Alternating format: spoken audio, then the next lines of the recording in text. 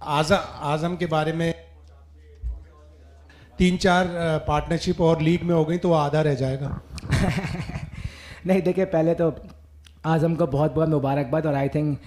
मुझे इस पर काफ़ी ट्रस्ट है क्योंकि पिछले 3 महीने से जिस तरीके से वो मेहनत कर रहा है, क्योंकि हम लोग सब साथ ही मेहनत कर रहे हैं, और शाहजर के साथ आपको पता है शेर मोहम्मद का जो बेटा है उसके साथ हम लोग काफ़ी हार्ड वर्क कर रहे हैं। तो मैंने उससे कहा था सिर्फ बाउंड्रीज का गेम नहीं है, थोड़ा सा रनिंग का गेम है, तो वो मुझ पर ट्रस्ट कर रहा था। और ये कि थोड़ा चांसेस अवेलेबल है, लेकिन ये कि अच्छा है, फिट हुआ है, और अच्छी चीज़ ये कि भाग रहा है, टीम के लिए रिस्पॉन्स कर रहा है, ये उसके लिए बहुत अच्छा है। सरफराज, वो आज जब बाबर आजम के ऊपर एक अपील हुई, आप लोगों ने अपील की, उसमें बैन आउट नहीं दिया, फिर आप DRS पे गए तो वो इनकन्क्लूसिव और रिप्ले, तो वो क्या मामला क्या चल रहा था उस वक्त? सर वो ये हुआ था कि जब हमने रिव्यू लिया था तो उस वक्त जो स्नोको का जो है वो डाउन हो गया था, तो जिसकी वजह से जो अंपायर्स की ऑन फील्ड कॉल थी उसी पे जाता है। तो इंटरनेशनल भी ऐसे ही होता है समटाइम कि अगर अंपायर ने नॉट आउट दिया हुआ है और आपको थर्ड अंपायर को अगर वो अपना टेक्नोलॉजी अवेलेबल नहीं है तो वो स्टैंड करता है जो फील्ड अंपायर ने डिसीजन दिया हुआ होता है। तो यही हुआ कि उन्होंने फील्ड अंपायर के डिसीजन को, हमें तो यही लग रहा था आउट था, क्योंकि हमने चांस लिया, क्योंकि बाबर आजम की विकेट बहुत इंपॉर्टेंट थी हमारे लिए, तो इसी वजह से हमने रिव्यू लिया। हाँ, लग तो रहा था।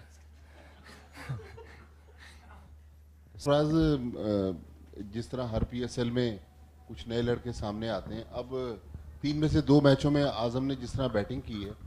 तो आप समझते हैं कि 21 साल की उम्र है, जिस तरह की क्रिकेट खेल रहा है, जिस तरह के हिट्स मार रहा है, तो पाकिस्तान टीम में आजम की जगह बन सकती है? अगर बन सकती है तो कितनी जल्दी ये पाकिस्तान टीम में रिप्लेस करने, किसी को भी रिप्लेस करने के काबिल होगा? देखिए, ये प्लेटफॉर्म तो ऐसा है कि यहाँ से प्लेयर आपको नज़र आते हैं, और जिस तरीके से आजम ने अभी इनिंग खेली है उसने बताया कि उसके अंदर टैलेंट मौजूद है। आई थिंक मैं समझता हूँ कि अभी थोड़ा सा जल्दी होगा, लेकिन उसके लिए ये है कि जो हमारे सिलेक्टर्स हैं या जो भी कोचेज़ हैं, अब उन्होंने देख लिया कि एक बच्चा है जो कि अच्छा खेल सकता है, तो आई थिंक इसको अपनी अंडर कोचिंग में लें, जो इसकी थोड़ी बहुत खामियाँ उसको बेहतर करें और पाकिस्तान के लिए तैयार करें, क्योंकि जिस तरीके से वो शॉटें, पावरफुल शॉटें मार रहा है, इस वक्त डोमेस्टिक में कोई भी ऐसा प्लेयर नहीं जितनी पावरफुल वो शॉटें मार रहा है। आज जो उसने 2-3 शॉटें मारी हैं, मतलब दुनिया के वर्ल्ड क्लास बॉलर आज खेल रहे थे, जिस तरीके से उसने आमिर को सामने हिट मारी है, जॉर्डन को चौका मारा है, तो इसका मतलब इसमें पता चलता है कि उसमें टैलेंट मौजूद है। तो आई थिंक मैं समझता हूँ कि जो हमारे कोचेज या सिलेक्टर्स होंगे वो इसको बदायरी गौर से देख रहे होंगे और देख रहे होंगे ये पाकिस्तान में फ्यूचर के लिए काम आ सकता है। सरफराज, 3-3 रन आउट हो जाएं तो इससे लगता है कि टीम में शायद कोई पैनिक बटन दबा हुआ है, या क्या मामला है कि 3-3 रन आउट हो गए? और साथ आधी बात तो आपने बता दी कि रिपोर्ट कर दी, क्या वाकया हुआ था कल वहाब रियाज के साथ कि मैच ख़त्म हो गया, उसके बाद भी दोनों जानिब से एग्रेशन नज़र आई, फिर वहाँ से आपके यहाँ से विमेन आए, वहाँ से डैरन सेमी आए, अगर कुछ इस पर रोशनी डालना चाहें। शिव भाई, वैसे आपने भी जो है ना कोई कसर नहीं छोड़ते ब्रेकिंग न्यूज़ देने की यार, आपको भी ना कोई खबर चाहिए मसाले वाली, कुछ भी नहीं होता यार, इतना नहीं होगा मैचेस में तो फिर कैसे चलेगा? कोई दोस्ती यारी थोड़ी हो रही है फील्ड के अंदर, तो हम कोई दोस्त यार थोड़ी हैं फील्ड के अंदर, तो वो अपनी टीम के लिए खेल रहा है, मैं अपनी टीम के लिए खेल रहा हूँ, इतना तो यही तो क्रिकेट की क्वालिटी है, वरना पहले तो क्या क्या नहीं होता रहा, तो इतना बहुत तो चलता ही है, थोड़ा बहुत तो, और ऐसी कोई चीज़ नहीं थी कि इसको इतना थोड़ा सा बढ़ावा दिया जाए, साथ खेल हिट ऑफ मोमेंट में चीज़ें हो जाती हैं, लेकिन ऐसी कोई चीज़ नहीं थी कि लड़ाई झगड़ा हो गया, सब चीज़ें नॉर्मल थी। हाँ, 3-3 देखें रन आउट होना जो है, क्योंकि जो प्लेयर रन आउट हुए हैं, मैं ये बात हम पहले मीटिंग में भी कर चुके हैं कि यार रन आउट नहीं हो, क्योंकि ये ऐसी विकटें हैं कि अब शेन वॉटसन है वो हमारा मैच विनर है, आज रॉय भी रन आउट हुआ, आजम का थोड़ा सा मिसअंडरस्टैंडिंग हो गई हम दोनों में, लेकिन रन आउट जो है ये बहुत नुकसानदेह हो सकता है किसी और मैच में भी, तो कोशिश करेंगे कि इससे बचा जाए। सरफराज, जिस तरह खालिद भाई ने बात की कि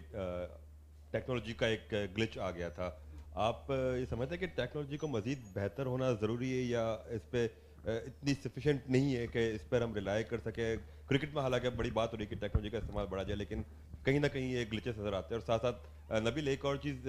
नबील आसमी के कुछ इतलात है कि आप लोगों ने पेशावर ज़ल्मी वाले मैच में कुछ बॉल टेम्परिंग की वजह से कुछ इशू रेज किए, अगर इस पर भी अगर आप ऑफिशियली कुछ कंफर्म कर सके। सरफराज, पहले आप टेक्नोलॉजी वाला जवाब देखिए, जहाँ तक रही बात टेक्नोलॉजी की, तो टेक्नोलॉजी जो है वो इंटरनेशनल मैचेस में भी जो है वो अक्सर बाज़ वक़्त ऐसा हो जाता है कि अंपायर बोलता है कि DRS नहीं है, तो ये टेक्नोलॉजी ऐसा बड़ा मसला नहीं है, एक बॉल पे होता है, दूसरी बॉल पे वापस आ जाती है, तो ये कोई ऐसी बड़ी चीज़ नहीं है, और ये इंटरनेशनल मैचेस में भी ऐसी चीज़ें होती रहती हैं।